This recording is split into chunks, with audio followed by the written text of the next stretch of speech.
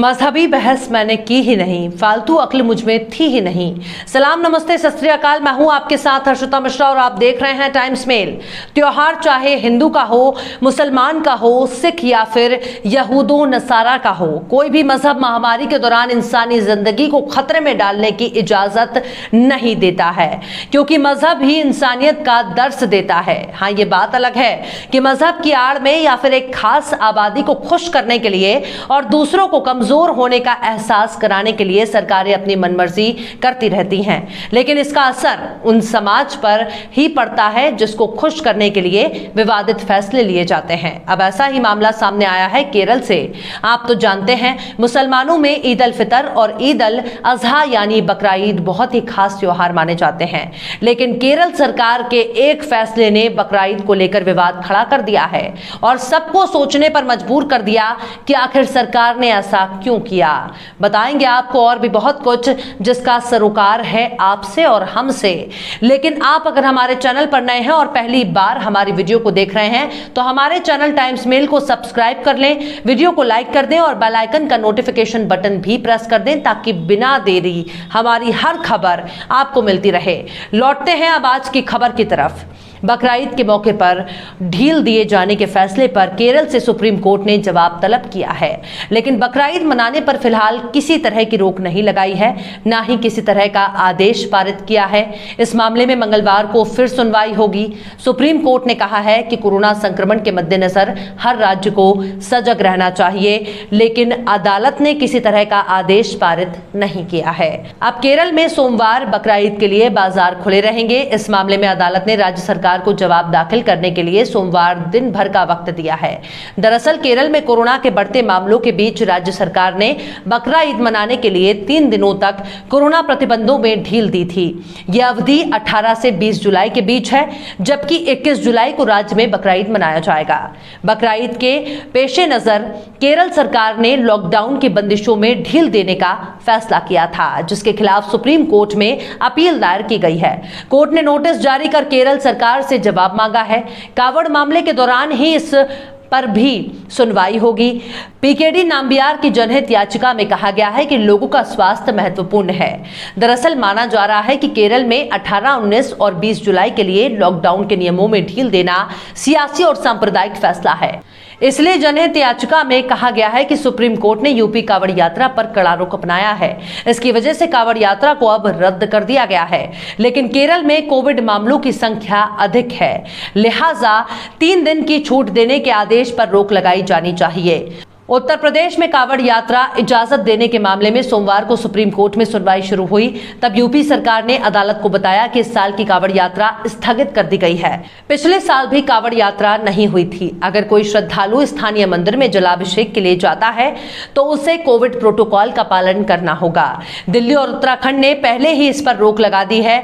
वहीं दूसरी तरफ केरल में बकरा ईद के मौके पर लॉकडाउन में छूट देने के खिलाफ याचिका पर सुनवाई के दौरान याचिकाकर्ता की ओर से दलीलें दी गई हैं कि केरल में इस वक्त पॉजिटिविटी रेट 10.6% है, जो सबसे ज्यादा है। यहां तक कि यूपी और दिल्ली में भी कहीं ज्यादा है, जहां कावड़ यात्रा रद्द कर दी गई है। ऐसे में केरल के आदेश पर भी रोक लगाई जानी चाहिए। केरल सरकार की ओर से कहा गया कि हमने कुछ दुकानें ही खोली हैं, हम केंद्र के कोविड प्रोटोकॉल का पूरी तरह से पालन कर रहे हैं। याचिकाकर्ता ने कहा कि केरल में लगभग 10,000 केस रोजाना आ रहे हैं, यूपी में 59 केस आ रहे हैं, इसलिए केरल सरकार के आदेश पर रोक लगाई जानी चाहिए। अगर अदालत द्वारा नोटिस दिया जाता है और जवाब का इंतजार किया जाता है तो यह समय खत्म हो जाएगा। इसके जवाब में केरल सरकार की ओर से एडीजी जी प्रकाश ने कहा कि केरल में दुकानें हमेशा से खुली थी और कुछ इलाकों में भी छूट दी गई है। राज्य में गाइडलाइंस का कड़ाई से पालन किया जा रहा है। उन्होंने कहा कि हम एकमात्र ऐसे राज्य हैं जो संक्रमण का डाटा जारी कर रहे हैं। उन्होंने कहा कि हम इस मामले में विस्तृत जवाब फाइल करना चाहते हैं। याचिकाकर्ता ने कहा कि यह बड़ी हैरान करने वाली बात है कि राज्य में मेडिकल इमरजेंसी है और राज्य सरकार लोगों की जान के साथ खेल रही है। ऐसे गंभीर हालात में केरल सरकार लोगों की जिंदगी और सेहत के साथ खिलवाड़ कर रही है। सुप्रीम कोर्ट के जस्टिस RF नरिमन की बेंच में इस मामले की सुनवाई हुई। जस्टिस नरिमन ने कहा कि राज्य सरकार इस जवाब को आज फाइल करे और इस मामले में कल फिर सुनवाई होगी। जस्टिस नरिमन ने कहा कि राज्यों राज्यों को कोरोना संक्रमण के मामले में सजग रहने की जरूरत है ताकि संक्रमण को काबू में रखा जा सके। सुप्रीम कोर्ट ने केरल सरकार को नोटिस जारी कर जवाब मांगा, जो सोमवार को ही देना होगा। मंगलवार को फिर सुनवाई होगी। यूपी कांवड़ यात्रा मामले पर सुप्रीम कोर्ट ने चेतावनी के साथ सुनवाई बंद की। सुप्रीम कोर्ट ने प्राधिकरण को चेतावनी दी कि अगर इस दौरान कोई भी अप्रिय घटना हुई तो इसे कठोर तरीके से निपटा जाएगा। आपको बता दें कि इससे इंडियन मेडिकल एसोसिएशन ने 18 जुलाई को केरल सरकार द्वारा बकरीद के मद्देनजर लॉकडाउन पाबंदियों में छूट देने के फैसले पर सवाल उठाते हुए कहा कि अगर सरकार अपना आदेश वापस नहीं लेती है तो वे सरकार के आदेश के खिलाफ सुप्रीम कोर्ट का दरवाजा खटखटाने के लिए मजबूर होंगे। आईएमए ने कहा कि केरल में कोरोना के बढ़ते मामलों के बीच सरकार के फैसले से उन्हें दुख है। आईएमए ने अपने बयान में कहा कि जब जम्मू कश्मीर, उत्तर प्रदेश और उत्तराखंड जैसे कई उत्तरी राज्यों ने सार्वजनिक सुरक्षा के मद्देनजर पारंपरिक और लोकप्रिय तीर्थ यात्रियों को रोक दिया है तो यह दुर्भाग्यपूर्ण है कि केरल ने यह निर्णय लिया है। दरअसल महामारी के दौर में भीड़ से बचने की कोशिश कर रहे हैं। मार्च अप्रैल में कोरोना की दूसरी लहर के दौरान पूरे देश ने ऐसी त्रासदी देखी जो पहले कभी नहीं देखी थी। ऐसे में मजहब के आधार पर अगर कोई फैसला किया जाता है या त्योहारों में लॉकडाउन में किसी तरह की रियायत दी जाती है तो उससे उसी समुदाय और धर्म के लोगों का नुकसान होगा, जिनको खुश करने के लिए राज्य की सरकारें इस तरह की छूट दे रही हैं।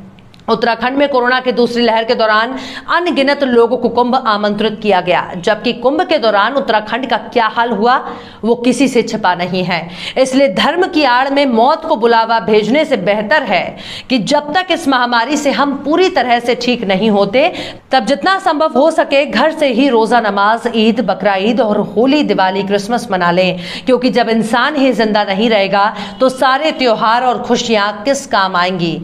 गोपाल दास नीरज ने भी क्या खूब फरमाया है, मेरे दुख दर्द का तुझ पर हो असर कुछ ऐसा, मेरे दुख दर्द का तुझ पर हो असर कुछ ऐसा, मैं रहूं भूखा तो तुझ से भी ना खाया जाए।